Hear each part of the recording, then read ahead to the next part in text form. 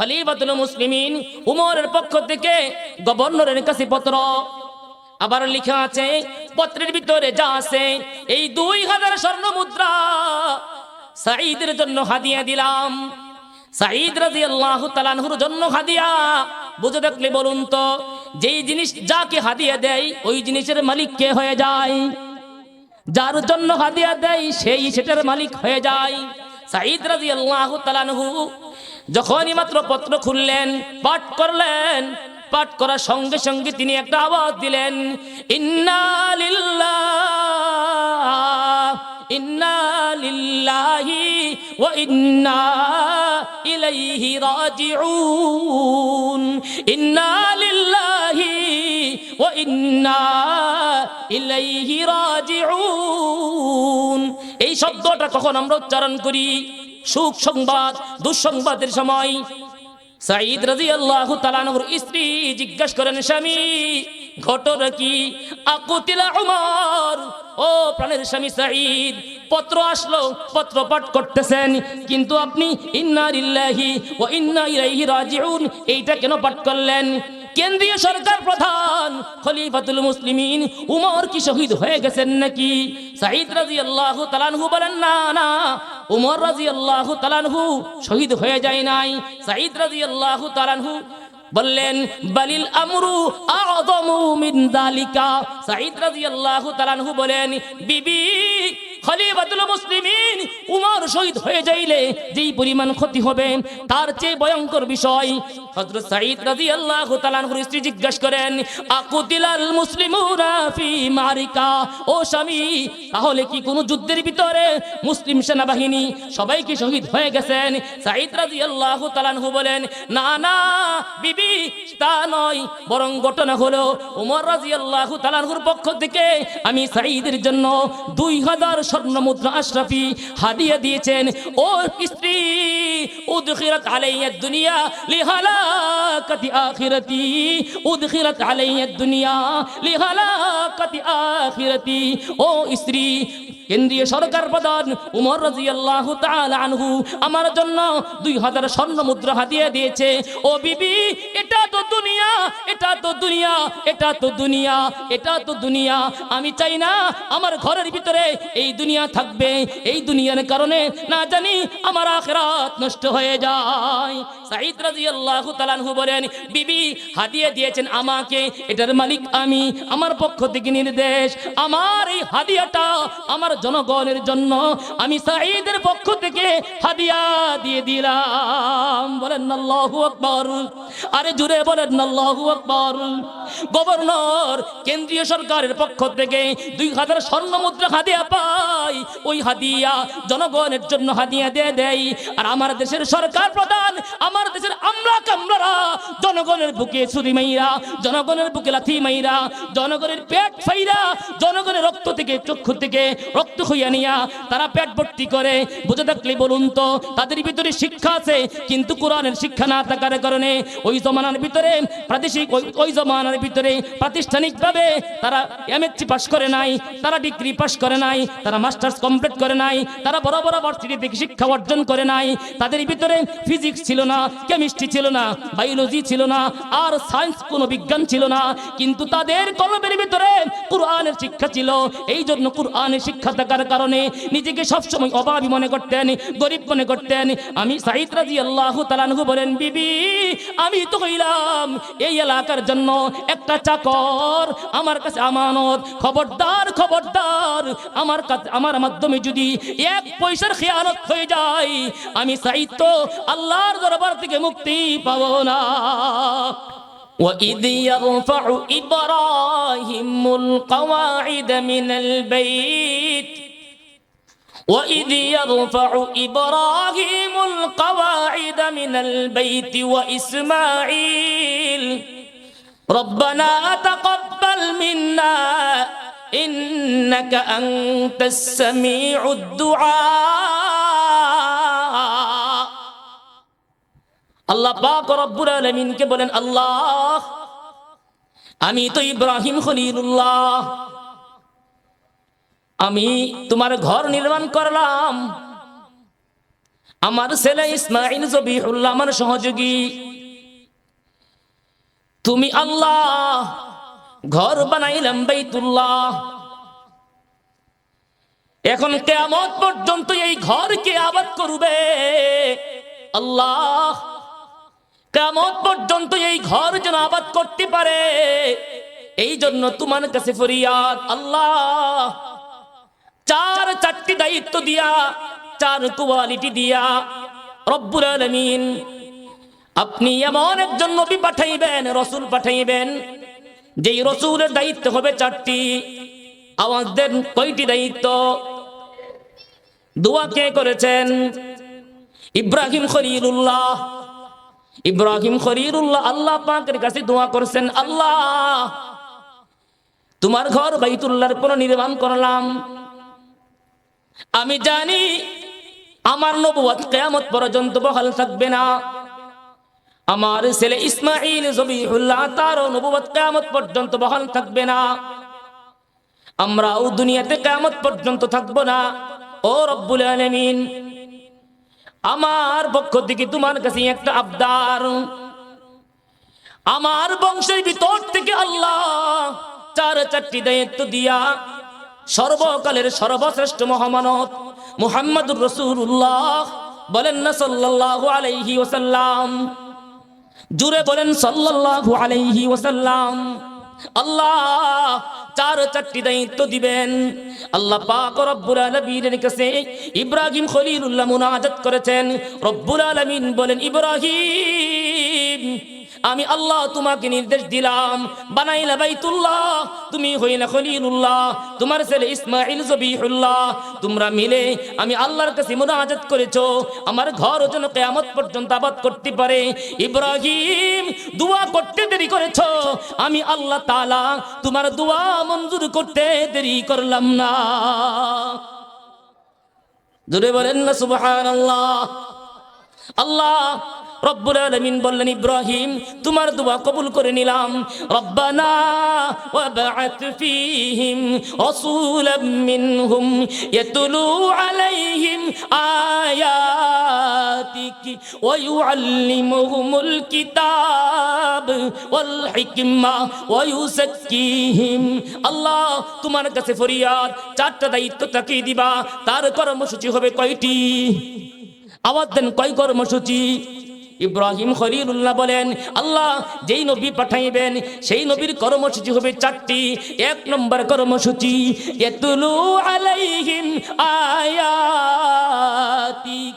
এক নম্বর কর্মসূচি হলো আল্লাহ সেই নবী এই উম্মতের মাঝে তোমার কুরআনুল কারীম শুধু তেলাওয়াত করতেই থাকবে। সুবহানাল্লাহ। এক নম্বর দায়িত্ব কি? ইতলু আলাইহিম আয়াতিকি। দুই নম্বর, ওয়া ইউআল্লিমুহুমুল কিতাব। শুধু নিজে তেলাওয়াত করে শোনাবে তা নয়, বরং হাতে কলমে, কাগজে কলমে উম্মতকে কুরআনের তালিম দিবে, কুরআন শিখাইবে। ওয়াল হিকমাতা, এই নবী উম্মতকে যেই তালিম দিবে ওই তালিমটা নবীজির আদর্শের মাধ্যমে, সুন্নতের মাধ্যমে জমিনে বাস্তবায়ন করবে। তিন নম্বরে হলো হিকমত শিক্ষাদান করবে। চার নম্বরে হলো আল্লাহ যেই উম্মতের ভিতরে দুনিয়ার মহব্বত আছে, যেই উম্মতের কলবের ভিতরে মূর্তি পূজার মহব্বত আছে, দুনিয়ার মহব্বত আছে, অথচ সেই কলবের ভিতরে আল্লাহর মহব্বত ছাড়া, নবীজির মহব্বত ছাড়া কারো মহব্বতকে জায়গা দেওয়া যাবে না। কারো বিহ বারো বিহ, কারো বিহ बारो भी हो लेकिन दिल में यार हो, लेकिन दिल में यार हो। দুনিয়ার সব থাকতে পারে কিন্তু কলবের ভিতরে থাকবে না, বাহিরে থাকবে। আল্লাহ পাক রব্বুল আলামিনকে ইব্রাহিম খলিলুল্লাহ বলেন, আল্লাহ এই উম্মতের ভিতরে মূর্তি পূজার মহব্বত ঢুকে গেছে, এই উম্মতের ভিতরে দুনিয়ার মহব্বত ঢুকে গেছে, এদের ভিতর পরিষ্কার করবে। এই জন্য এমন একটা দায়িত্ব তাকে দিবেন, ওই নবী গিয়া দুনিয়াতে কেবলমাত্র মানুষের বাহিরটা পরিষ্কার করবে না, ওই নবীর 4 নম্বর দায়িত্ব হলো আল্লাহ ওই নবীজি গিয়া দুনিয়াতে প্রত্যেকটা মানুষের অন্তর পরিষ্কার করে দিবে। দায়িত্ব কয়টা? আমার কথা আপনারা বুঝেন তো? হ্যাঁ, কষ্ট হয়। 4 দায়িত্ব। 1 নম্বর সিরিয়াল ঠিক রাখবেন। 1 নম্বর তিলাওয়াতে কোরআন, 2 নম্বর তালিমে কোরআন, 3 নম্বর তালিমে হিকমা, 4 নম্বর তাজকিয়া আত্মশুদ্ধি, ভিতর পরিষ্কার করা।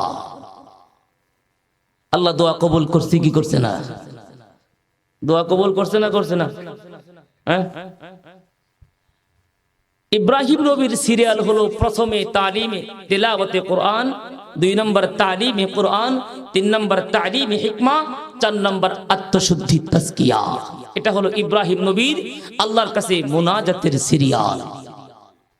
আল্লাহ পাক রব্বুল আলামিন বলেন, ইব্রাহিম আপনি মুনাজাত করেছেন, মুনাজাত কবুল করে নিলাম। আপনি 4 কর্মসূচির কথা বলেছেন, তাও কবুল করে নিলাম। কিন্তু আপনি যে সিরিয়াল দিয়েছেন 1 2 3 4, এই যে সিরিয়াল দিয়েছেন ইব্রাহিম, আমি আল্লাহ ওই সিরিয়ালের ভিতরে কিছু পরিবর্তন করে দিলাম। সুবহানাল্লাহ। লাকাদ মান্নাল্লাহু আলাল মুমিনিন, লাকাদ মান্নাল্লাহু আলাল মুমিনিন ইদ বা'আথা ফীহিম রাসূলাম মিন আনফুসিহিম ইয়াতলু আলাইহিম আয়াতিহি ওয়া ইউযাক্কিহিম ওয়া ইউআল্লিমুহুমুল কিতাবা ওয়াল হিকমা ওয়া ইন কানু মিন ক্বাবলু লাফি দালালিম মুবিন। আল্লাহ পাক রব্বুল আলামিন বলেন, ইব্রাহিম আপনি মুনাজাত করেছেন, মুনাজাত কবুল করে নিলাম। 4 কোয়ালিটি বলেছেন, তাও কবুল করে নিলাম। কিন্তু আপনার 1 নম্বর সিরিয়াল ছিল তিলাওয়াতে কোরআন, 2 নম্বর সিরিয়ালে ছিল তালিমে কোরআন। ও ইব্রাহিম, আমি আল্লাহ এই 2 নম্বর সিরিয়ালের ভিতরে একটু পরিবর্তন করে দিলাম।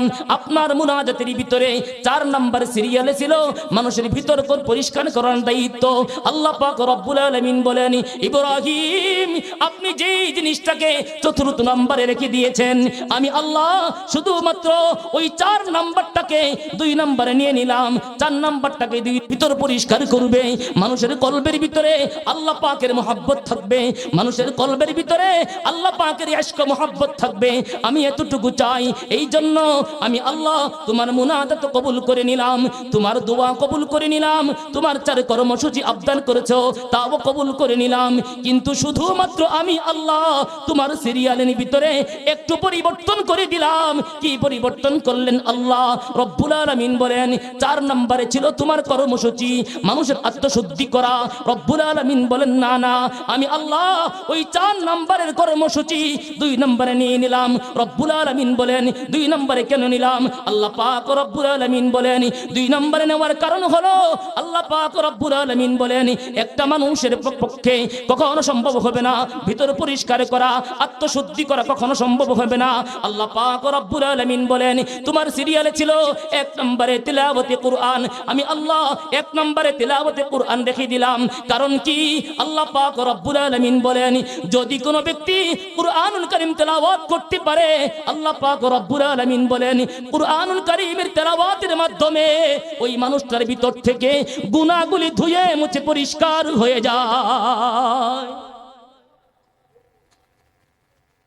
আল্লাহ পাক সব কবুল করছেন, কিন্তু একটু সিরিয়ালটা পরিবর্তন করছেন, 4 নম্বরটা 2 নম্বরে। আমার কথা আপনাদের বুঝতে কষ্ট হয়? আল্লাহ বলছেন 1 নম্বরে তেলাওয়াতে কোরআন, 2 নম্বরে আত্মশুদ্ধি।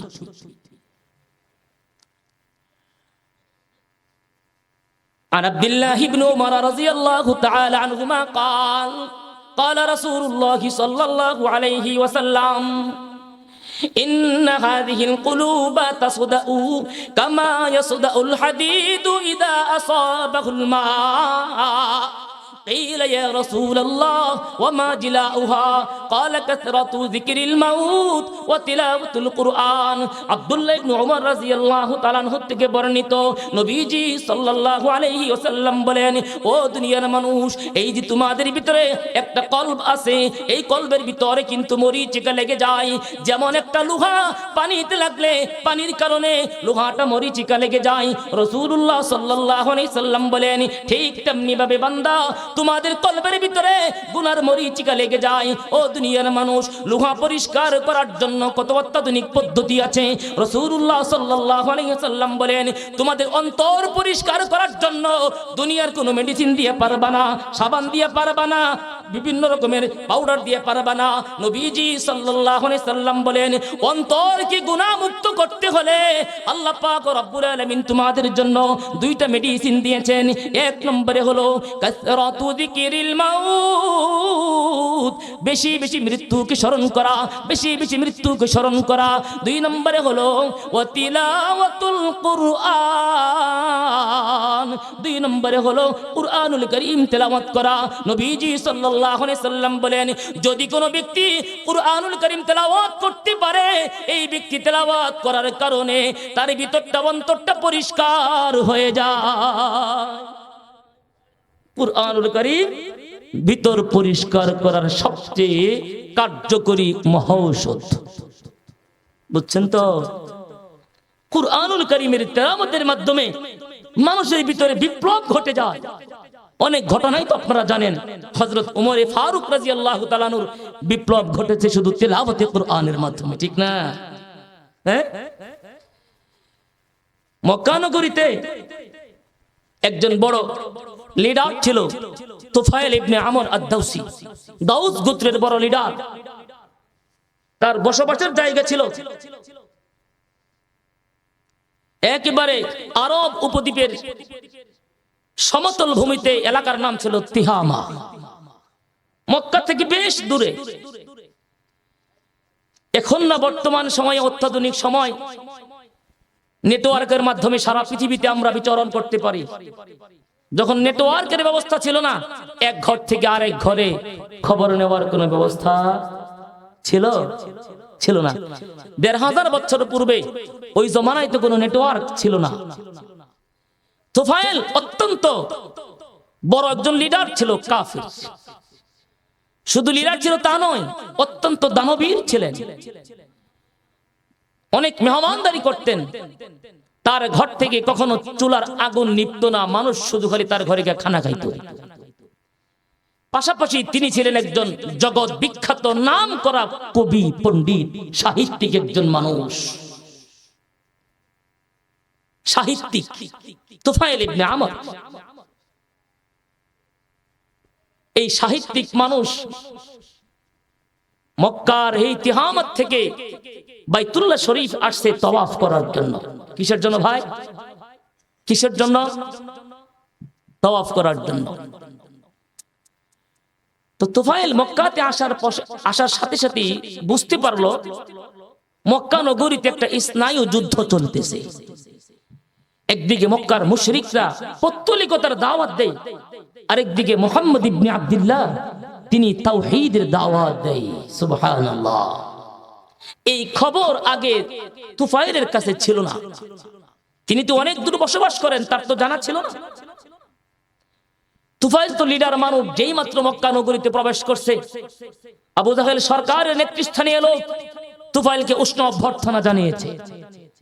তাকে উন্নত পরিবেশে মেহমানখানায় মেহমানদারির ব্যবস্থা করেছে। তুফাইলকে মেহমানখানায় নিয়ে আবু জাহেল সরকারের পক্ষ থেকে তুফাইলকে অনেক রকমের সিকিউরিটি দেওয়া হলো। তাকে বোঝানো হলো, তুফাইল আপনি তো এসেছেন এমন একটা সময়, যে সময়ে আমাদের মক্কা নগরীতে আব্দুল্লাহর বেটা মুহাম্মদ এমন একটা নতুন ধর্মের আবির্ভাব ঘটিয়েছে, যেই ধর্মের দাওয়াতের কারণে আমাদের বাপ বেটার ভিতরে বিচ্ছিন্ন হয়ে গেছে, স্বামী স্ত্রীর ভিতরে বিচ্ছিন্ন হয়ে যাচ্ছে, পরস্পরের ভিতরে যে ঐক্য ছিল, সংহতি ছিল, ঐক্য বিনষ্ট হয়ে যাচ্ছে। খবরদার, খবরদার, আপনি এই মুহাম্মদের ধারে কাছেও যেতে পারবেন না। কারণ যদি তার কাছে যান তাহলে কিন্তু হতে পারে আপনিও তার কথাই এরকম নরম হয়ে যেতে পারেন। নবীর বিরুদ্ধে বেঈমানরা তুফাইলের কাছে বিভিন্ন রকমের বাজে মন্তব্য করলো। তুফাইল যে লোকটা মুহাম্মদ নতুন ধর্মের দাবি করতেছে, নবুয়তের দাবি করতেছে, আসলে সেই লোকটা হলো একটা জাদুকর। বলেন না নাউযুবিল্লাহ। ওই লোকটা হলো একটা কবি, নাউযুবিল্লাহ। ওই লোকটা পাগল, নাউযুবিল্লাহ। ওই লোকটা কাযযাব, নাউযুবিল্লাহ। অথচ 40 বছর পর্যন্ত সবাই বলছে নাহনু জাররাবনাকা মিরারা ফালাম নাজিদকা কিযবা, বহুবার তোমাকে পরীক্ষা করেছি কিন্তু তোমার ভিতরে মিথ্যার কোনো লেশ মাত্র পাই নাই। কোরআনের দাওয়াত শুরু হয়েছে, তো সাথে সাথে বেঈমানরা নবীর পক্ষে না বিরুদ্ধে? বলেন পক্ষে না বিরুদ্ধে? তুফাইল বলেন আমাকে এভাবে তারা বুঝালো, আমাকে মেহমান খানায় মেহমানদারি করালো, আমিও ভীত সন্ত্রস্ত হয়ে গেলাম। যাক, সেই লোকটা ধারে কাছে যাব না, কিন্তু ইচ্ছা তো ছিল বাইতুল্লাহ শরীফে তওয়াফ করব, কিন্তু সেই তওয়াফ কেমনে করব? মুহাম্মদ তো সেই বাইতুল্লাহর চত্বরে তার ধর্মের দাওয়াত দেয়। তুফাইল বলেন আমি নিজে আমার 2টা কানের ভিতরে তুলা ঢুকাইয়া ছিদ্র বন্ধ করে আমি বাইতুল্লাহর তওয়াফের জন্য বের হয়ে গেলাম। মুশরিকরাও কিন্তু বাইতুল্লাহ তওয়াফ করত, ভিতরে মূর্তি রেখে উলঙ্গ হয়ে তারাও বাইতুল্লাহ তওয়াফ করত। হাজীদের পানি পান করাইতো, কিছু কিছু ভালো কাজ তারাও করত, কিন্তু ঈমানের দৌলত ছিল না। ভিতর ছিল অপরিষ্কার, ভিতর ছিল নাপাক, ভিতরে ছিল কুফর শিরকের আকীদা বিশ্বাস। তুফাইল ইবনে আমর বলেন মক্কার লিডারদের পক্ষ থেকে এমন বক্তব্য শোনার পরে আমি ভীত সন্ত্রস্ত হয়ে গেলাম। আমি সিদ্ধান্ত নিলাম, বলেন আমি যেই মাত্র মেহমান খানার থেকে বের হইয়া হাঁটি হাঁটি পা পা করে বাইতুল্লাহর দিকে অগ্রসর হইতে লাগলাম। বাইতুল্লাহ শরীফের কাছাকাছি গিয়ে দেখলাম মুহাম্মদ বাইতুল্লাহ চত্বরে দাঁড়ায়া নামাজ পড়তেছে। আমাদের মতন নামাজ না, মুহাম্মদুর রাসূলুল্লাহ এমন সুন্দরভাবে দাঁড়ায়া নামাজ পড়তেছে, আমাদের মতন ইবাদত করে না। কিন্তু তার নামাজের দৃশ্য দেখার সঙ্গে সঙ্গে তুফাইল বলেন তার নামাজের দৃশ্য দেখার সাথে সাথে আমি তুফাইলের ভিতরে একটা পরিবর্তনের তুফান শুরু হয়ে যায়। তুফাইল বলেন বাইতুল্লাহ চত্বরে দাঁড়ায়া মুহাম্মদ নামাজ পড়তেছে, তার নামাজের এই সুন্দর দৃশ্য দেখার সাথে সাথেই আমার ভিতরে পরিবর্তনের ঝড় শুরু হয়ে গেছে। তুফাইল বলেন আমি এক পা সামনে অগ্রসর হতে চাই, আবার কাফেরদের পক্ষ থেকে নিষেধাজ্ঞা জারি থাকার কারণে আমি যেহেতু মেহমান না জানি তারা আমার উপর ক্ষিপ্ত হয়ে যায়, এই জন্য 2 পা পিছনে চলে যাওয়ার চেষ্টা করি। তুফাইল নিজে বলেন কিন্তু না, আমি সমস্ত ভয়কে উপেক্ষা করে, তাদের সমস্ত রক্তচক্ষুকে উপেক্ষা করে আমি হাঁটি হাঁটি পা পা করে যখনই মুহাম্মদের কাছে চলে গেলাম, যখন তার পিছনে দাঁড়ায় গেলাম, আমি শুনতে পেলাম মুহাম্মদ এমন একটা কালাম থেকে তেলাওয়াত করতেছে। তুফাইল নিজে বলেন আমি একজন জগৎ বিখ্যাত কবি, আমি একজন সুসাহিত্যিক। মুহাম্মদ যখন তেলাওয়াত করতেছিল লা উকসিমু বিহাদাল বালাদ ওয়া আনতা হিল্লুম বিহাদাল বালাদ ওয়া ওয়ালিদি ওয়া মা ওয়ালাদ লাকাদ খালাকনাল ইনসানা ফি কাবাদ আয়াহসাবু আল্লা ইয়াকদির আলাইহি আহাদ ইয়াকুলু আহলাকতু মালাল লুবাদা আয়াহসাবু আল্লাম ইয়ারাহু আহাদ আলাম নাজআল লাহু আইনাইন ولسانا وشفتين وهديناه النجدين। তুফাইল বলেন মুহাম্মদ এত সুন্দর কণ্ঠে এই কালাম যখন তেলাওয়াত করতেছে, যতই সে তেলাওয়াত করতেছে আমার ভিতরে পরিবর্তনের তুফান শুরু হয়ে গেছে। আমার চোখ থেকে ঝরঝর করে পানিগুলি পড়তেছে। মুহাম্মদের তেলাওয়াত এত সুন্দর লাগে, আমি আস্তে করে আমার কানের ভিতর থেকে আমার তুলাগুলি সরাই দিলাম আর মনে মনে ধিক্কার দিতে লাগলাম, ও তুফাইল এত বড় একজন সাহিত্যিক কবি হবার পরেও দুনিয়ার কত কবিতা রচনা করলা, কত কবিদের রচিত কবিতা তুমি আবৃত্তি করলা। ও তুফাইল এই মুহাম্মদ যে কালাম তেলাওয়াত করে এটা দুনিয়ার কোনো কালাম না, এটা আল্লাহর কসম, আল্লাহ পাকের লৌহে মাহফুজের কালাম। তুফাইল বলেন আমি আমার কানের তুলা সরিয়ে দিলাম, আমি অনেকক্ষণ যাবত মুহাম্মদের তেলাওয়াত শুনতে লাগলাম, আমি তওয়াফ বন্ধ করলাম, আমি তওয়াফ করলাম না। মুহাম্মদ নামাজ শেষ করলেন। তুফাইল বলেন নামাজ শেষ করার পরে আমি মুহাম্মদের সাথে কোনো কথা বললাম না, কারণ আমি তো তওয়াফ করার জন্য আসছিলাম। আমাকে তো মক্কার বেঈমান লিডাররা আমাকে তারা দেখতেছিল, আমি ছিলাম তাদের নজরবন্দি। আমি যদি মুহাম্মদের সাথে কথা বলি মুহাম্মদের উপর আক্রমণ হবে, আমার উপর আক্রমণ হবে। এই জন্য তুফাইল বলেন মুহাম্মদ যখন নামাজ শেষ করে তার বাসার দিকে রওনা করছেন, তুফাইল বলেন আমি পিছনে পিছনে মুহাম্মদের পিছনে তারা বাড়ির দিকে রওনা করে দিলাম। যেই মাত্র মুহাম্মদ তার বাড়িতে পৌঁছে গেলেন, আমি তুফাইল মুহাম্মদের বাড়ির দরজার সামনে গিয়ে হাজির হয়ে গেলাম। নবীজি সাল্লাল্লাহু আলাইহি সাল্লাম আমার দিকে তাকাইলেন, তাকায় বললেন আপনি কে? আমি আমার পরিচয় দিয়ে দিলাম। তুফাইল বলেন ইয়া রাসূলুল্লাহ, ও মুহাম্মদ আপনার ব্যাপারে অনেক বাজে মন্তব্য শুনেছি। আপনাকে তারা মিথ্যুক বলেছে, আপনাকে তারা ধোঁকাবাজ বলেছে, আপনাকে তারা পাগল বলেছে, আপনাকে তারা জাদুকর বলেছে।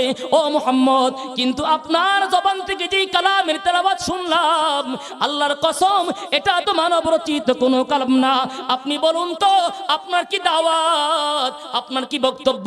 নবীজি সাল্লাল্লাহু আলাইহি সাল্লাম বলেন লিনুখরিজাল ইবাদ মিন ইবাদাতিল ইবাদ ওয়া মিন যিকিদ দুনিয়া ইলা সাআতিল আখিরা ওয়া মিন দাউরিল আদিয়ান ইলা আদলিল ইসলাম। নবীজি সাল্লাল্লাহু আলাইহি সাল্লাম বলেন আমি তাওহীদের শিক্ষা দেই, আমার রিসালাতের দাওয়াত দেই। ও তুফাইল বলো লা ইলাহা ইল্লাল্লাহ মুহাম্মাদুর রাসূলুল্লাহ, আমি এই দুই কথার দাওয়াত দেই। তুফাইল বলেন ও মুহাম্মদ আপনি আর কি তেলাওয়াত করতে পারেন? নবীজি সাল্লাল্লাহু আলাইহি সাল্লাম তুফাইলকে সূরাতুল ইখলাস তেলাওয়াত করে শুনাইলেন, সূরাতুল ফালাক তেলাওয়াত করে শুনাইলেন। আমরা সবাই তো এই ছোট্ট দুটি সূরা মুখস্থ জানি। নবীজি সাল্লাল্লাহু আলাইহি সাল্লাম মাত্র দুইটা সূরা তুফাইলের সামনে তেলাওয়াত করে শুনাইলেন। তুফাইল বলেন ইয়া রাসূলুল্লাহ আমি অনেক দোষ করছি, আমি অনেক বিলম্ব করছি। ইয়া রাসূলুল্লাহ আমি আর বিলম্ব করতে চাই না, এই তেলাওয়াতের কারণে আমার কলিজা পরিষ্কার হয়ে গেছে। ইয়া রাসূলুল্লাহ আমাকে এক্ষুনি পড়াই দিন আশহাদু আল্লা ইলাহা ইল্লাল্লাহ ওয়া আন্না মুহাম্মাদুর রাসূলুল্লাহ। তুফাইল রাদিয়াল্লাহু তাআলা আনহু বলেন ও মক্কার বেঈমানেরা, আমি এসেছিলাম তওয়াফ করার জন্য, তোমরা আমাকে মুহাম্মদের বিরুদ্ধে অনেক রকমের বাজে মন্তব্য শোনাইছো। ও মক্কার লিডারেরা, ও আবু জাহেল সরকার, আমি তুফাইল তিগা আমার লিডার, অনেক দূরে আমার অবস্থান, কিন্তু এখন থেকে আমি নবীজির গোলাম, আমি নবীজির উম্মত। যদি সাহস থাকে আমার সামনে দাঁড়াও, আমার সামনে আসো। যতক্ষণ পর্যন্ত জীবন থাকবে ততক্ষণ পর্যন্ত কোরআনের গোলামি করব, নবীজির গোলামি করব।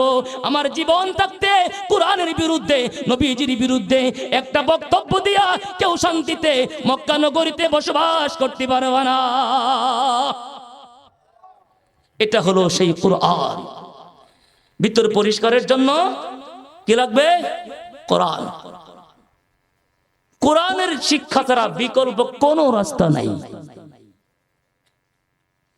স্বাধীনতার পর থেকে 53 বছরের ভিতরে, স্বাধীনতার পর আমাদের দুর্ভিক্ষ অভাব বেশি ছিল, এখন সেই তুলনায় আমাদের সচ্ছলতা কম না বেশি?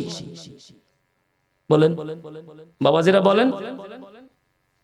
স্বাধীনতার পর অভাব বেশি ছিল না এখন অভাব বেশি? তখন তো দুর্ভিক্ষ ছিল, ঠিক না? স্বাধীনতার পর মানুষের সংখ্যা কম ছিল, এখন অনেক বেশি। তখন 7 কোটি মানুষের 7 কোটি কম্বলের ভিতরেও চুরি হয়েছে, এখন মানুষ 20 কোটি, ঠিক না? 20 কোটি। কিন্তু 20 কোটি হওয়ার পরেও কি মানুষের ভিতরে কোন হাহাকার আছে? কোন রকমের মানুষ না খাবার কারণে একবারে কঙ্কাল হয়ে মারা যাচ্ছে বাংলাদেশে, এমন কোন চিত্র কি আছে? বরং আমরাও রোহিঙ্গাদেরকে আরো লালন পালন করতেছি, ঠিক না বেঠিক?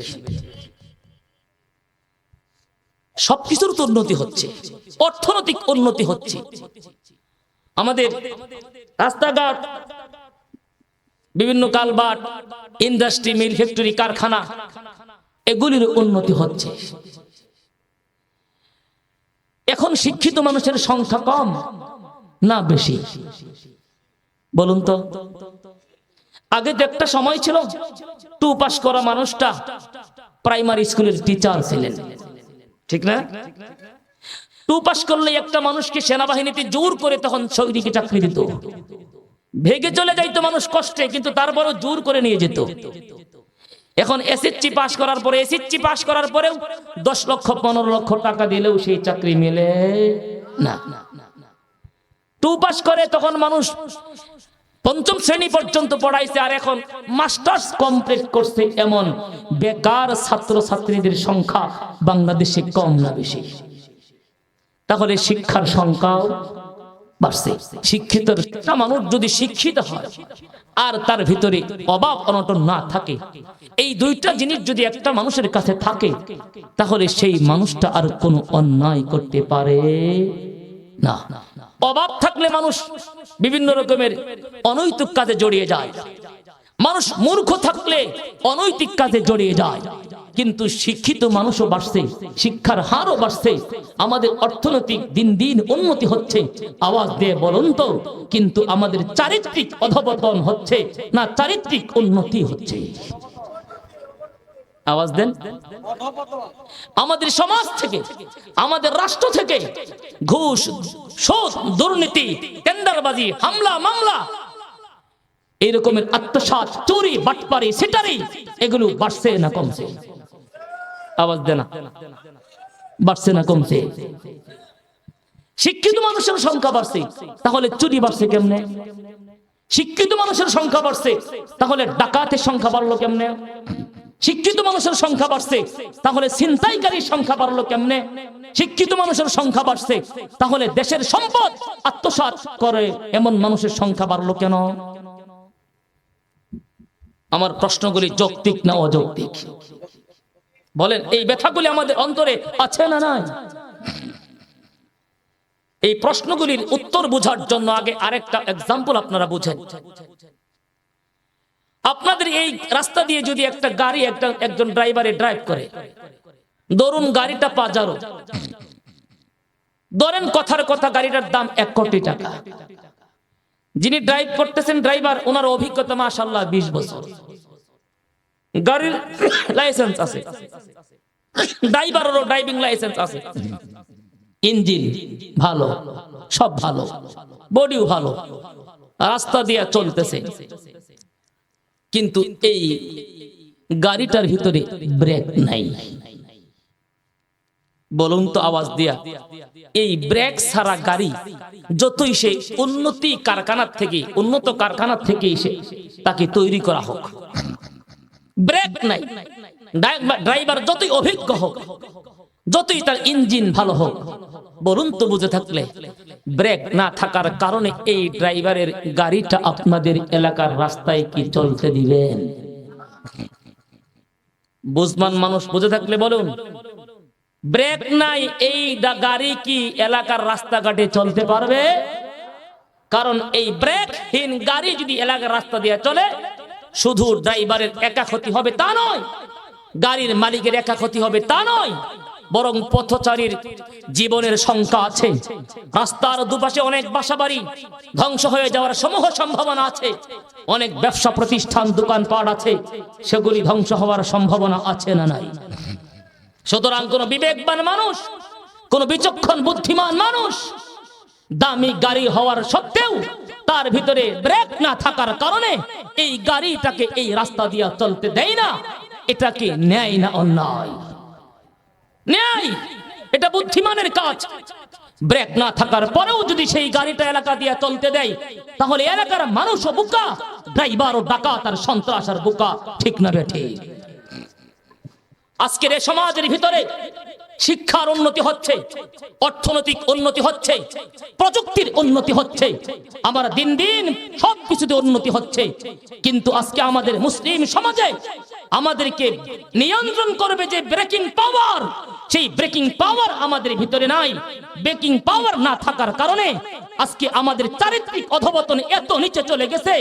অনেক বড় বড় আমলা কামলারা বড় বড় পাবলিক ভার্সিটি থেকে, নামি দামি ভার্সিটি থেকে শিক্ষিত হওয়ার পরেও দেশের টাকা, জনগণের টাকা আত্মসাৎ করতে কোনো দ্বিধা করে না। কথা বলেন ঠিক না বেঠিক? অপরাধ কেন করে? এদের ভিতরে শিক্ষা আছে, তাদের ভিতরে সবই আছে, কিন্তু তাদের ভিতরে এই অন্যায় থেকে বিরত রাখবে সেই বেকিং পাওয়ার তাদের ভিতরে নয়। সেই বেকিং পাওয়ারের নাম হলো কোরআনের শিক্ষা, ঠিক না? সেই বেকিং পাওয়ারের নাম হযরত উমর ফারুক রাদিয়াল্লাহু তাআলা আনহু, ওয়ারধ জাহানের খলিফা। বাংলাদেশের বর্গমাইল আয়তন কত? বাংলাদেশের আয়তন কত? 10 লক্ষ বর্গমাইল, 56,000 বর্গমাইল। হযরত উমরের যে রাজত্ব ছিল এরিয়াটা 10 লক্ষ বর্গমাইল। সুবহানাল্লাহ। কত লক্ষ বর্গমাইল? বাংলাদেশের চেয়ে একটু বড় নাকি? হ্যাঁ, বাংলাদেশের এরিয়া হলো 56,000 বর্গমাইল, হযরত উমরের এরিয়া ছিল 10 লক্ষ বর্গমাইল। কিন্তু কোন দুর্নীতি কি ছিল? 10 লক্ষ বর্গমাইলের ভিতরে একটা দুর্নীতি আজ পর্যন্ত কোন বেঈমান, কোন মুশরিক, ইসলাম বিদ্বেষী আজ পর্যন্ত কি উমরের সেই সোনালী শাসনের ভিতরে 10 লক্ষ বর্গমাইলের ভিতরে একটা দুর্নীতি কি আজ পর্যন্ত প্রমাণিত করতে পেরেছে? বরঞ্চ ভারতের ইন্দিরা গান্ধী পর্যন্ত বলেছিল, আজও পৃথিবী একজন উমরের মতন শাসকের অভাব পূরণ করতে পারতেছে না। হযরত উমর তিনি ছিলেন কেন্দ্রীয় সরকার প্রধান, প্রাদেশিক অনেক গভর্নর তার ছিল। হিমস একটা প্রদেশ ছিল, সেই হিমসের প্রাদেশিক গভর্নর ছিলেন হযরতে সাঈদ ইবনে আমির আল জুমাহি রাদিয়াল্লাহু তাআলা আনহু। সাঈদ ইবনে আমির আল জুমাহি প্রাদেশিক গভর্নর। আমাদের পার্শ্ববর্তী একটা রাষ্ট্র আছে, সেই রাষ্ট্রের ভিতরে অনেকগুলি প্রদেশ আছে, ওই প্রদেশের এক একটা প্রদেশের মুখ্যমন্ত্রী আছে, ঠিক না? বুঝার জন্য মনে করেন হযরত উমরের জামানায় হিমসের মুখ্যমন্ত্রী ছিলেন হযরতে সাঈদ ইবনে আমির আল জুমাহি রাদিয়াল্লাহু তাআলা আনহু। হযরত উমর রাদিয়াল্লাহু তাআলা আনহুর দরবারে একদিন হিমস থেকে একটা প্রতিনিধি দল কেন্দ্রীয় সরকার প্রধান হযরত উমরের দরবারে আয়েশা হাজির হয়েছেন। হযরত উমর জিজ্ঞেস করছেন, এই হিমসের মানুষ, বলো তো তোমাদের গভর্নর, তোমাদের আমির সাঈদ ইবনে আমির আল জুমাহির অবস্থাটা কি, একটু আমাকে বলে শোনাও। কারণ তখন তো আর পত্র মারফতে সবকিছুর যোগাযোগ হতো, দূত মারফতে সব হতো, তখন তো আর মোবাইল নেটওয়ার্ক ছিল না। হিমস থেকে আগত প্রতিনিধি দল হযরত উমরকে বলেন, আমিরুনা আফকারুনা, আমিরুনা আফকারুনা।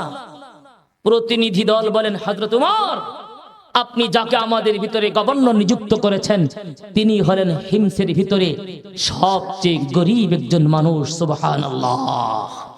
আওয়াজ দিয়ে বলেন না সুবহানাল্লাহ। জনপ্রতিনিধিরা গরীব না ধনী হয়?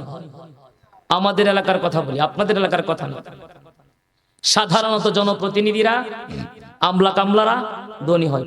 যদি গরিব থাকে তাহলে চেয়ারে বসার সাথে সাথে রাতারাতি আঙ্গুল ফুইলা কলা গাছ। নামে বেনামে সম্পদের অভাব নাই, সেকেন্ড হোম এ দেশে বিদেশে অভাব নাই, ঠিক না বে ঠিক? হযরত সাঈদ ইবনে আমির আল জুমাহি হিমসের গভর্নর। উমর রাদিয়াল্লাহু তাআলা আনহু প্রতিনিধি দলের পক্ষ থেকে এই বক্তব্য শোনার পর উমর রাদিয়াল্লাহু তাআলা আনহু ব্যক্তিগত দূতকে ডাকলেন। উমর রাদিয়াল্লাহু তাআলা আনহু একটা চিঠি লিখলেন, মিন খলিফাতিল মুসলিমিন উমর ইবনুল খাত্তাব রাদিয়াল্লাহু তাআলা আনহু ইলা আমির হিমস। হিমসের গভর্নর সাঈদের কাছে পত্র পাঠাইলাম। উমর রাদিয়াল্লাহু তাআলা আনহু যেই খামের ভিতরে পত্র ঢুকাইছেন, ওই খামের ভিতরে 2000 স্বর্ণ মুদ্রা আশরাফি, 2000 স্বর্ণ মুদ্রা আর একটা পত্র উমর রাদিয়াল্লাহু তাআলা আনহু একটা খামের ভিতরে ঢুকায়া দূতের হাতে দিয়ে বলছেন, যাও আমার পক্ষ থেকে একটা চিঠি নিয়ে যাও। এই চিঠির ভিতরে যা আছে সব আমি কেন্দ্রীয় সরকার প্রধান উমরের পক্ষ থেকে আমার হিমসের গভর্নর সাঈদের জন্য হাদিয়া দিয়ে দিলাম। কেন্দ্রীয় সরকার প্রধানের পক্ষ থেকে গভর্নরের জন্য হাদিয়া যায়। দূত সেই হাদিয়া নিয়ে চলে গেছেন।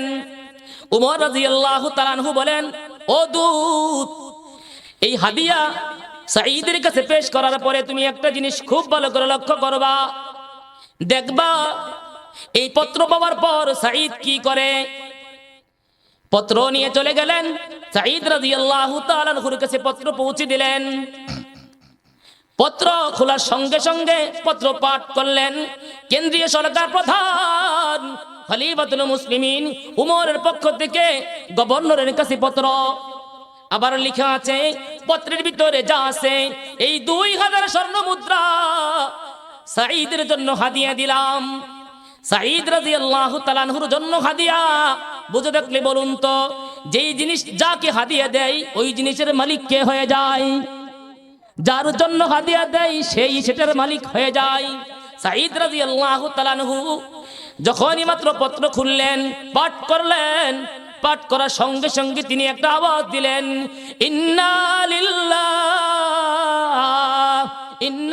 লিল্লাহি ওয়া ইন্না ইলাইহি রাজিউন, ইন্না লিল্লাহি ওয়া ইন্না ইলাইহি রাজিউন। এই শব্দটা কখন আমরা উচ্চারণ করি? সুখ সংবাদ দুঃসংবাদের সময়। সাঈদ রাদিয়াল্লাহু তাআলা আনহুর স্ত্রী জিজ্ঞাসা করেন, স্বামী ঘটনা কি? আকুতিলা উমর, ও প্রাণের স্বামী সাঈদ, পত্র আসলো, পত্র পাঠ করতেছেন, কিন্তু আপনি ইন্না লিল্লাহি ওয়া ইন্না ইলাইহি রাজিউন এইটা কেন পাঠ করলেন? কেন্দ্রীয় সরকার প্রধান খলিফাতুল মুসলিমিন উমর কি শহীদ হয়ে গেছেন নাকি? সাঈদ রাদিয়াল্লাহু তাআলা আনহু বলেন, না না, উমর রাদিয়াল্লাহু তাআলা আনহু শহীদ হয়ে যায় নাই। সাঈদ রাদিয়াল্লাহু তাআলা আনহু বললেন, বালিল আমরু আযমু মিন যালিকা। সাঈদ রাদিয়াল্লাহু তাআলা আনহু বলেন, বিবি খলিফাতুল মুসলিমিন উমর শহীদ হয়ে যাইলে যেই পরিমাণ ক্ষতি হবে তার চেয়ে ভয়ঙ্কর বিষয়। হযরত সাঈদ রাদিয়াল্লাহু তাআলা আনহুর স্ত্রী জিজ্ঞাসা করেন, আকুতিলাল মুসলিমুনা ফি মারিকা, ও স্বামী, তাহলে কি কোনো যুদ্ধের ভিতরে মুসলিম সেনাবাহিনী সবাই কি শহীদ হয়ে গেছেন? সাঈদ রাদিয়াল্লাহু তাআলা আনহু বলেন, না না বিবি, তা নয়, বরং ঘটনা হলো উমর রাদিয়াল্লাহু তাআলা আনহুর পক্ষ থেকে আমি সাঈদের জন্য 2000 স্বর্ণ মুদ্রা আশরাফি হাদিয়া দিয়েছেন। ও স্ত্রী, উদখিরাত আলাইয়া দুনিয়া লিহালাকাতি আখিরাতি, উদখিরাত আলাইয়া দুনিয়া লিহালাকাতি আখিরাতি। ও স্ত্রী, কেন্দ্রীয় সরকার প্রধান উমর রাদিয়াল্লাহু তাআলা আনহু আমার জন্য 2000 স্বর্ণ মুদ্রা হাদিয়া দিয়েছে। ও বিবি, এটা তো দুনিয়া, এটা তো দুনিয়া, এটা তো দুনিয়া, এটা তো দুনিয়া। আমি চাই না আমার ঘরের ভিতরে এই দুনিয়া থাকবে, এই দুনিয়ার কারণে না জানি আমার আখিরাত নষ্ট হয়ে যায়। সাঈদ রাদিয়াল্লাহু তাআলা আনহু বলেন, বিবি হাদিয়া দিয়েছেন আমাকে, এটার মালিক আমি, আমার পক্ষ থেকে নির্দেশ, আমার এই হাদিয়াটা আমার জনগণের জন্য আমি সাঈদের পক্ষ থেকে হাদিয়া দিয়ে দিলাম। বলেন আল্লাহু আকবার, আরে জুড়ে বলেন আল্লাহু আকবার। গভর্নর কেন্দ্রীয় সরকারের পক্ষ থেকে 2000 স্বর্ণ মুদ্রা হাদিয়া পায়, ওই হাদিয়া জনগণের জন্য হাদিয়া দিয়ে দেয়। আর আমার দেশের সরকার প্রধান, আমার দেশের আমরা কামরারা জনগণের বুকে ছুরি মাইরা, জনগণের বুকে লাথি মাইরা, জনগণের পেট ফাইরা, জনগণের রক্ত থেকে চক্ষু থেকে রক্ত হইয়া নিয়া তারা পেট ভর্তি করে। বুঝে থাকলে বলুন তো, তাদের ভিতরে শিক্ষা আছে কিন্তু কোরআনের শিক্ষা না থাকার কারণে ওই জমানার ভিতরে প্রাদেশিক ওই জমানার ভিতরে প্রাতিষ্ঠানিকভাবে তারা এমএসসি পাস করে নাই, তারা ডিগ্রি পাস করে নাই, তারা মাস্টার্স কমপ্লিট করে নাই, তারা বড় বড় ভার্সিটি থেকে শিক্ষা অর্জন করে নাই। তাদের ভিতরে ফিজিক্স ছিল না, কেমিস্ট্রি ছিল না, বায়োলজি ছিল না, আর সায়েন্স কোনো বিজ্ঞান ছিল না, কিন্তু তাদের কলমের ভিতরে কোরআনের শিক্ষা ছিল, এই জন্য কুরআনের শিক্ষা থাকার কারণে নিজেকে সবসময় অভাবী মনে করতেন, গরিব মনে করতেন।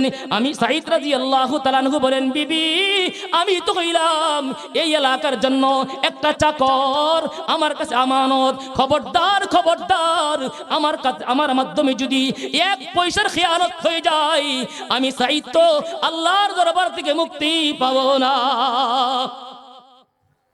ওরা ছিল গভর্নর, রাষ্ট্র পরিচালনা করছে, সব ছিল না কিন্তু কোরআন ছিল। হযরতে ওমর রাদিয়াল্লাহু তাআলা প্রতিনিধি দলকে বললেন, যাও, আমি শুনে খুশি হলাম এমন একজন আমানতদার নীতিবান গভর্নর তোমাদের এলাকায় নিযুক্ত করতে পেরেছি, আমি ধন্য। ওমর রাদিয়াল্লাহু তাআলা অর্ডার করলেন, আমি হিমস প্রদেশে সফরে যাব, আমার জন্য সফরের কর্মসূচি প্রস্তুত করো। রাষ্ট্রপ্রধান যদি কোথাও ঘুরতে যায়, সফরে যায়, তার জন্য সব কিছুই প্রস্তুত করে। ওমর রাদিয়াল্লাহু তাআলা হিমস এলাকায় ঘুরতে যাবেন। কেন্দ্রীয় সরকার প্রধান তিনি গভর্নরকে দেখতে যাবেন, ওই এলাকা প্রদর্শন দেখবেন, ঘুরে দেখবেন। ওমর রাদিয়াল্লাহু তাআলা বললেন, সফরের কর্মসূচি বানাও। হযরত ওমর গেলেন হিমস প্রদেশে। যাওয়ার পরে হযরত ওমর যেহেতু কেন্দ্রীয় সরকার প্রধান, খলিফাতুল মুসলিমিন, বিশাল একটা সমাবেশ, সমাবেশের ভিতরে লক্ষ লক্ষ মানুষের সমাগম। ওমর রাদিয়াল্লাহু তাআলা আনহু খলিফাতুল মুসলিমিন, তিনি ভাষণ দিবেন। একদিকে হিমসের গভর্নর সাঈদ রাদিয়াল্লাহু তাআলা আনহু বসা।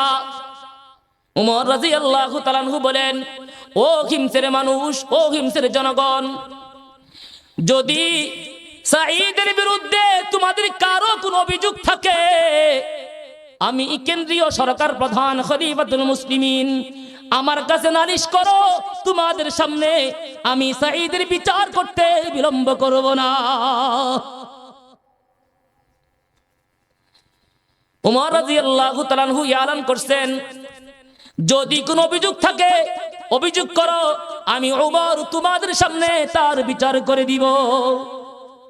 কারণ তিনি তো হলেন জনগণের খাদেম, তিনি কি জনগণের সেবক। নেতা হওয়ার আগে, নির্বাচিত হওয়ার আগে সবার সেবক, কিন্তু নির্বাচিত হওয়ার পরে আর সেবক না, এখন আর সে সেবক না, জনগণের খাদেম না। লক্ষ লক্ষ মানুষের সমাগম, সবাই নীরব নিস্তব্ধ। হঠাৎ একজন সাধারণ মানুষ দাঁড়ায় গেছে। খলিফাতুল মুসলিমিন, আমার পক্ষ থেকে একটা অভিযোগ। লক্ষ মানুষের ভিতরে একজন মানুষ দাঁড়ায় গেছেন, আমার পক্ষ থেকে গভর্নরের বিরুদ্ধে একটা অভিযোগ আপনার কাছে দায়ের করতে চাই। ওমর রাদিয়াল্লাহু তাআলা আনহু বলেন, বলেন কি আপনার অভিযোগ? লোকটি বলেন, খলিফাতুল মুসলিমিন, সারাদিন গভর্নরের দরবারে আমরা আসা যাওয়া করতে পারি, আমাদের সকল মামলা মোকদ্দমা নিয়ে যেতে পারি, সবকিছু তিনি শুনেন এবং বিচার বিশ্লেষণ করেন, ফয়সালা দেন। কিন্তু রাতের বেলায় আমরা তার দরবারে গিয়া দরবার খোলা পাই না। রাতের বেলায় যদি আমরা কোনো বিপদে পড়ে যাই, মুসিবতে পড়ে যাই, রাতের বেলায় গভর্নরের দরবার খোলা থাকে না। ওমর রাদিয়াল্লাহু তাআলা আনহু গভর্নর সাঈদকে বললেন, নোটিশ করলেন, কারণ কি? তুমি কারণ দর্শাও। তুমি হিমস প্রদেশের সমস্ত মানুষের সমস্ত জনগণের খাদেম, তুমি কেন রাতের বেলায় তাদের জন্য তোমার দরবার খোলা রাখো না? সাঈদ রাদিয়াল্লাহু তাআলা আনহু বলেন, কসসমতুল হায়াতা বাইনি ওয়া বাইনাল্লাহ, কসসমতুল হায়াতা বাইনি ওয়া বাইনাল্লাহ। ও খলিফাতুল মুসলিমিন, আমার হায়াত আমি দুই ভাগে ভাগ করে দিয়েছি। এক ভাগ হলো জনগণের জন্য, আরেক ভাগ হলো আমার মালিকের জন্য। বলেন না সুবহানাল্লাহ। ও খলিফাতুল মুসলিমিন, দিনের বেলায় আমি শুধুমাত্র ফরজ বিধানগুলি পালন করি। ও খলিফাতুল মুসলিমিন, বাকি সময় এই জনগণের খেদমত করি। কিন্তু রাতের বেলায় আমি গোলাম, আমার মালিকের কুদরতি পায়ে সিজদায় পড়ে থাকি। এই জন্য রাতের বেলায় কোনো মানুষের কোনো কিছু আমি শুনতে পারি না। ও খলিফাতুল মুসলিমিন, আমি সারা রাত আমার মালিকের কুদরতি পায়ে সিজদায় পড়ে থাকি, আর দিনের বেলায় জনগণের খিদমত করি। এইটা হলো আমার কাজ। আমার দেশের নেতারা রাত যত গভীর হয় কেসিনুর আসর তত গরম হয়। রাত যত গভীর হয় নর্তকীদের সাথে তাদের পাল্লা আরো ভারী হয়। রাত যত গভীর হয় 5 স্টার হোটেলে বুকিং বৃদ্ধি হয়ে যায়। মদের আসর তত গরম হয়। সব আছে, কিন্তু কোরআনের শিক্ষা না থাকার কারণে সব বিসর্জন দিচ্ছে। দ্বিতীয় আরেকজন দাঁড়ায় গেছেন, খলিফাতুল মুসলিমিন, আমার একটা নালিশ। বলেন আপনার কি নালিশ? লোকটি বলেন, খলিফাতুল মুসলিমিন, আমার পক্ষ থেকে একটা নালিশ হলো, আমাদের গভর্নর প্রতিদিন অফিস টাইমে ঠিক মতনই আসে, কিন্তু মাঝে মাঝে হঠাৎ 2-1 মিনিট এদিক সেদিক হয়ে যায়। উমর রাদিয়াল্লাহু তাআলা আনহু বললেন, ও সাঈদ, কারণ দর্শান, ঘটনা কি? কারণ সরকারি আমলা কামলা নির্দিষ্ট টাইমে নিয়োগ দিয়েছেন, অফিস টাইমে যেতে হবে, অফিস টাইমে আসতে হবে। যদি পরে যায় খেয়ানত, যদি আগে চলে আসে তাও খেয়ানত। ওমর রাদিয়াল্লাহু তাআলা আনহু বললেন, সাঈদ, বলুন তো শুনি কারণ কি? সাঈদ রাদিয়াল্লাহু তাআলা আনহু বলেন, খলিফাতুল মুসলিমিন, আমি জীবন যাপন করি, আমার ঘরের ভিতরে আমার জন্য রুটি বানাইবে, আমার জন্য রুটি পাকাইবে, তরকারি পাকাইবে, সবজি পাকাইবে, এমন একজন কাজের মহিলা আমার ঘরে নাই, একজন কাজের পুরুষ আমার ঘরে নাই। আমি হিমসের গভর্নর, আমি পুরা হিমস প্রদেশটা পরিচালনা করি, আবার আমার নিজ হাত দিয়া আমার ঘরে আমার জন্য রুটি বানাই। আমি সপ্তাহে 1 দিন রুটি বানাই, রুটি বানায়া সমস্ত রুটিগুলি আমার একটা পেয়ালার ভিতরে রেখে দেই, শক্ত হয়ে যায়। আবার মাঝে মাঝে পানি ঢেলে সেই রুটিটা নরম বানায়া আমি সেই রুটি খাই। ও খলিফাতুল মুসলিমিন, আমার ঘরে কোনো কাজের পুরুষ নাই, কাজের লোক নাই, এই জন্য মাঝে মাঝে রুটি বানাইতে গেলে আমার 2-1 মিনিট দেরি হয়ে যায়। চিন্তা করছেন কেমন তাদের ছিল রাষ্ট্র পরিচালনা? আর এখন আমাদের সাধারণ একটা আমলা, সাধারণ একটা কামলা, তার পিএস, তার সেলা সামুন্ডা অভাব নাই। ঠিক না বেঠিক? আপনাদের এলাকার কথা বলতেছি না, আমাদের ময়মনসিংহের কথা বলতেছি। সাধারণ একটা আমলা কামলা, তার পিএস, তার আশেপাশে দালালের অভাব নাই। ঠিক না বেঠিক? নেতাদের নেতৃত্ব প্রশ্নবিদ্ধ হয়, যতটুকু তাদের কারণে তার চেয়ে বেশি প্রশ্নবিদ্ধ হয় আশেপাশে দালাল চাচুকারদের কারণে। দালালদের কারণে নেতাদের নেতৃত্ব প্রশ্নবিদ্ধ হয় সবচেয়ে বেশি। হঠাৎ করে আরেকজন দাঁড়ায় গেলেন, ও খলিফাতুল মুসলিমিন, আমার পক্ষ থেকে আরেকটা অভিযোগ। কি অভিযোগ? বললেন, খলিফাতুল মুসলিমিন, সাঈদ রাদিয়াল্লাহু তাআলা আনহু মাসে 1 দিন তিনি অফিস করেন না। মাসে কয় দিন? বলেন, মাসে কয় দিন? মাসে কয় দিন? 12 মাসে কয় দিন? 12 দিন। মাসে 1 দিন। আর আমাদের 12 মাসের ভিতরে কমপক্ষে 4 মাস আছে সরকারি ছুটি। ঠিক না বেটি? হ্যাঁ, এরপরেও ঐচ্ছিক ছুটি আছে না নাই? 12 মাসের ভিতরে যদি 6 মাসের জায়গা ছুটির ভিতরে 6 মাস থাকে খোলা, ওই 6 মাসের ভিতরে এই পরীক্ষা সেই পরীক্ষা, ওই টেস্ট ওই টেস্ট, এই টেস্ট করতে করতে সময় জায়গা 6 মাস, তাহলে এই 6 মাসে আমাদের কাছ থেকে আমাদের সন্তানরা কি শিক্ষা নেবে? ঠিক না বেঠি? কিন্তু এই মাদ্রাসা বছরে কয় মাস বন্ধ থাকে? 3 দিন যদি মাদ্রাসা বন্ধ থাকে, মাহফিলের পর, পরীক্ষার পর এলাকার মানুষের গোতাগতি শুরু হয়ে যায়। হুজুর মাদ্রাসা কয়দিনের বন্ধ দিছে, এত বেশি কিয়া? কারণ তারাও বোঝে এই সমস্ত মাদ্রাসা যদি বেশি দিন বন্ধ থাকে এলাকার ভিতরে রহমত বন্ধ হয়ে যায়। খলিফাতুল মুসলিমিন উমর রাদিয়াল্লাহু তাআলা আনহু জিজ্ঞেস করলেন, সাঈদ, তোমার বিরুদ্ধে নালিশ হয়েছে, তুমি মাসে একদিন অনুপস্থিত থেকে কারণ কি? সাঈদ রাদিয়াল্লাহু তাআলা আনহু বললেন, খলিফাতুল মুসলিমিন, কি বলবো,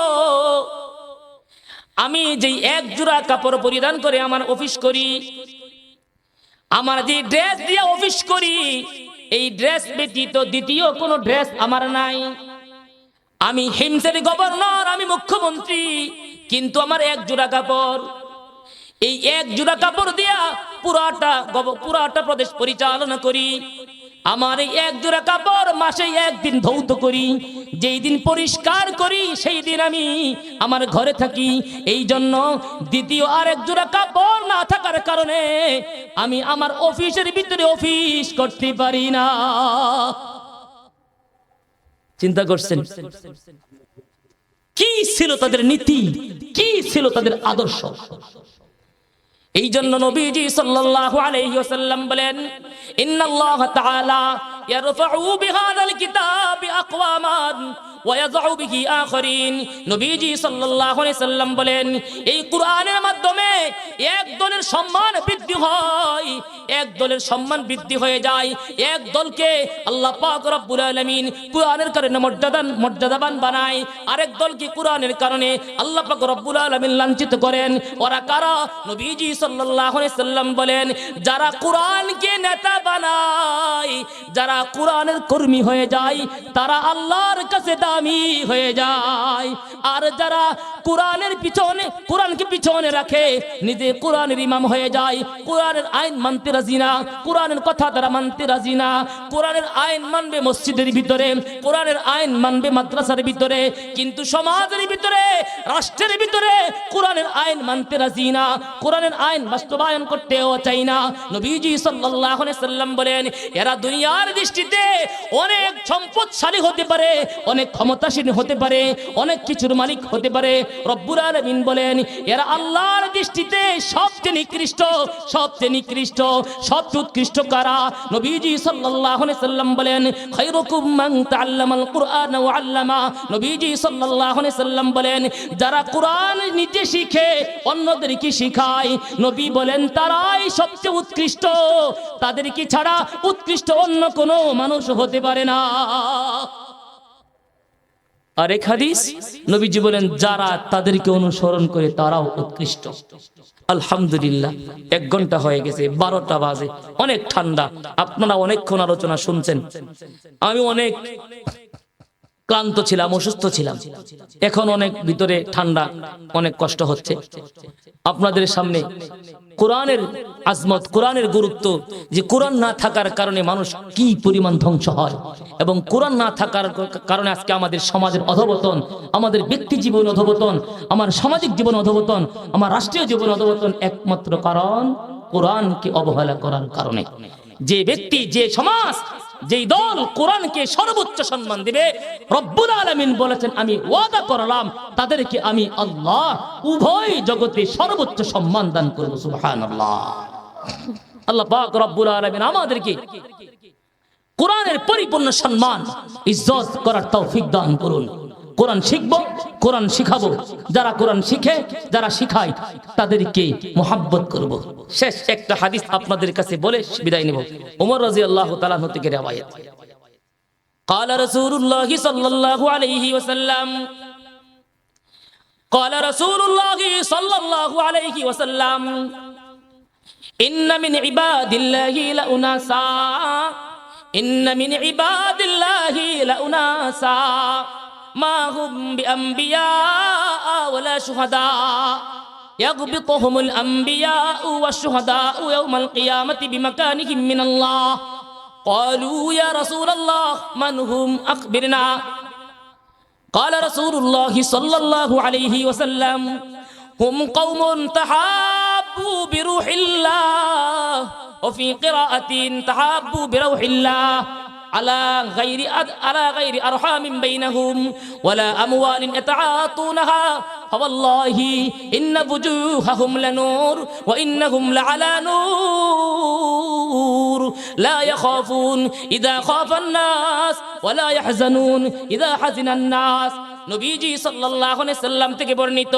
ওমর রাদিয়াল্লাহু তাআলা আনহু বলেন নবীজি সাল্লাল্লাহু আলাইহি সাল্লাম বলেন আল্লাহর বান্দাদের ভিতরে মানুষের ভিতরে এমন কিছু বান্দা বান্দি আছে নবীজি বলেন যারা দুনিয়াতে নবীও হবে না শহীদও হবে না নবীও না শহীদও না নবী না মানে কি নবী হলো নবুয়তের মালিক সরাসরি নিষ্পাপ জান্নাতি শহীদ মানে সরাসরি জান্নাতি নবীজি সাল্লাল্লাহু আলাইহি সাল্লাম বলেন এমন কিছু মানুষ হবে মা হুম বিআম্বিয়া ওয়ালা শুহাদা তারা নবীও হবে না শহীদ হবে না কিন্তু এমন একটা মর্যাদার আসন পাইবে তারা কিয়ামতের দিন স্বয়ং নবীগণ পর্যন্ত শহীদগণ পর্যন্ত তাদের মর্যাদা দেখে ঈর্ষা করতে থাকবেন সুবহানাল্লাহ يغبطهم الأنبياء والشهداء يوم القيامة بمكانهم من الله সাহাবারা জিজ্ঞেস করেন ইয়া রাসূলুল্লাহ মান হুম ইয়া রাসূলুল্লাহ ওয়ারা কারা তাদের পরিচয় আপনি আমাদেরকে দিয়ে দিন নবীজি সাল্লাল্লাহু আলাইহি সাল্লাম বলেন হুম কওমুন তাহাব্বু বিরুহিল্লাহ على غير أرحام بينهم ولا أموال يتعاطونها নবীজি সাল্লাল্লাহু আলাইহি সাল্লাম বলেন ওরা তারা দুনিয়াতে যারা কোরআনের কারণে একজন আরেকজনকে মহব্বত করত কেবলমাত্র কোরআনের খাতিরে একজন মানুষ মহব্বত করত কোরআনের খাতিরে হাফেজকে মহব্বত করে কোরআনের খাতিরে আলেমকে মহব্বত করে কোরআনের খাতিরে হক্কানি পীর মুর্শিদদেরকে মহব্বত করে নবীজি সাল্লাল্লাহু আলাইহি সাল্লাম বলেন এতটুকু মহব্বত করে শুধুমাত্র কোরআনের খাতিরে ওয়ালা আলা গায়রি আরহামিন বাইনাহুম তাদের ভিতরে রক্তের কোনো সম্পর্ক নাই তাদের ভিতরে আত্মীয়তার কোনো সূত্র নাই ওয়ালা আমওয়ালিন ইয়াতাআতুনাহা অর্থের কোনো লেনদেন নাই শুধু কেবলমাত্র কোরআনের খাতিরে মহব্বত করে হাফেজে কোরআন এই জন্য মহব্বত করে আলেমে দ্বীন ওয়ারিসুল আম্বিয়া এতটুকুর কারণে মহব্বত করে নবীজি সাল্লাল্লাহু আলাইহি সাল্লাম বলেন নবীজি বলেন আল্লাহর কসম ইন্না বুজুহাহুম লানূর যদিও তারা নবী নয় যদিও তারা শহীদ নয় কিন্তু কোরআনের খাতিরে আলেমকে মহব্বত করে হাফেজকে মহব্বত করে এই সমস্ত আলেম হাফেজ তৈরি যেখান থেকে হয় মারকাজ এই সমস্ত দ্বীনি মাদ্রাসা এগুলিকে মহব্বত করে নবীজি সাল্লাল্লাহু আলাইহি সাল্লাম বলেন আমি নবী আল্লাহর কসম করে বললাম আল্লাহ পাক রব্বুল আলামিন কাল কিয়ামতের দিন তাদের চেহারাটা পূর্ণিমার চাঁদের মতন উজ্জ্বল করে দিবেন সুবহানাল্লাহ ফাওয়াল্লাহি ইন্না বুজুহাহুম লানূর ওয়া ইন্নাহুম লাআলা নূর নবীজি বলেন না শুধুমাত্র তাদের চেহারা উজ্জ্বল হবে তা নয় বরং তারা আলোকবর্তিকা হয়ে যাবে বরং তারা পুরোটাই আলোকিত হয়ে যাবে নূরুহুম ইয়াসআ বাইনা আইদিহিম ওয়া বিআইমানিহিম ইয়াকুলুনা রব্বানা আতমিম লানা নূরানা ওয়াগফির লানা নবীজি সাল্লাল্লাহু আলাইহি সাল্লাম বলেন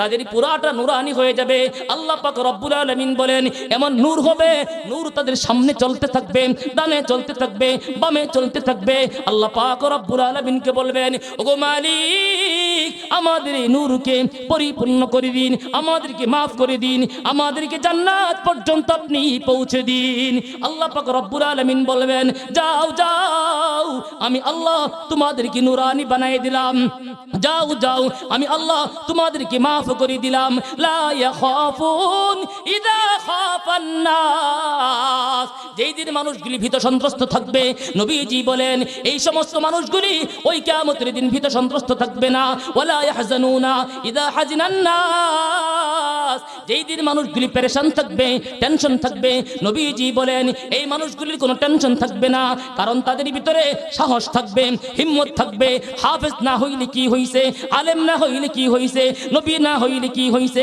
শহীদ না হইলে কি হইছে আমি মহব্বত করতাম আলেমকে আমি মহব্বত করতাম হাফেজকে আমি মহব্বত করতাম হক্কানি পীর ও মুর্শিদদেরকে আমি মহব্বত করতাম দ্বীনের মারকাজ এই সমস্ত মাদ্রাসাকে আল্লাহ পাক রব্বুল আলামিন বলেন লা ইয়াখাফুনা ইযা يخاف الناس ولا يحزنون إذا حزن الناس. ثم قرأ النبي صلى الله عليه وسلم ألا إن أولياء الله لا خوف عليهم ولا هم يحزنون.